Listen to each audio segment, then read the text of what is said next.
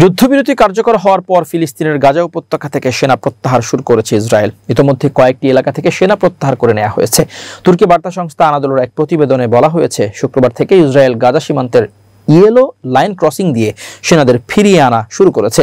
শনিবার পর্যন্ত গাজার মধ্যাঞ্চলীয় শহর গাজার সিটির শেজাইয়া, আল তুফাহ এবং জেইতুন এলাকা, দক্ষিণাঞ্চলীয় শহর খান ইউনিসের পূর্বাংশ এবং দক্ষিণাংশ থেকে সেনা প্রত্যাহার করা হয়েছে। ইসরায়েলি প্রতিরক্ষা বাহিনীর কর্মকর্তারা জানিয়েছেন, পর্যায়ক্রমে গাজার অন্যান্য এলাকা থেকেও সেনাদের প্রত্যাহার করে নেওয়া হবে। এদিকে ইসরায়েল সেনা প্রত্যাহার শুরুর পর নিজ বাসভূমি ফিরে আসছেন বাস্তুচ্যুত ফিলিস্তিনিরা।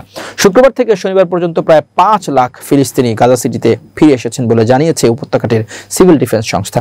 গত কয়েক সপ্তাহের ভারী বোমাবর্ষণে এলাকাটি এমন ধ্বংসস্তূপে পরিণত হয়েছে যা সেখানকার মানুষ কল্পনাও করেনি। তবুও তারা নিজেদের এলাকায় ফিরে যাচ্ছেন। প্রায় 2 বছর ধরে চলা গাজা যুদ্ধ অবসানের লক্ষ্যে গত মাসের শেষের দিকে নিউ ইয়র্কে জাতিসংঘ সাধারণ পরিষদের অধিবেশনের ফাঁকে আরব ও মুসলিম দেশগুলোর সঙ্গে বৈঠকে বসেন ট্রাম্প।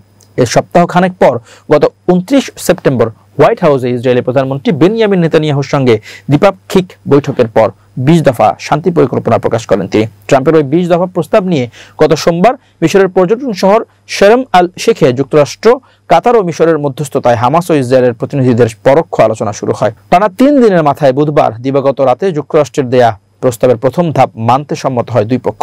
শুক্রবার আনুষ্ঠানিকভাবে হামাসের সাথে যুদ্ধবিরতি অনুমোদন করে ইসরায়েলি সরকার এবং এদিনই গাজা উপত্যকায় যুদ্ধবিরতি কার্যকর ও সেনা প্রত্যাহার শুরু হয়েছে বলে জানায় ইসরায়েলি সেনাবাহিনী।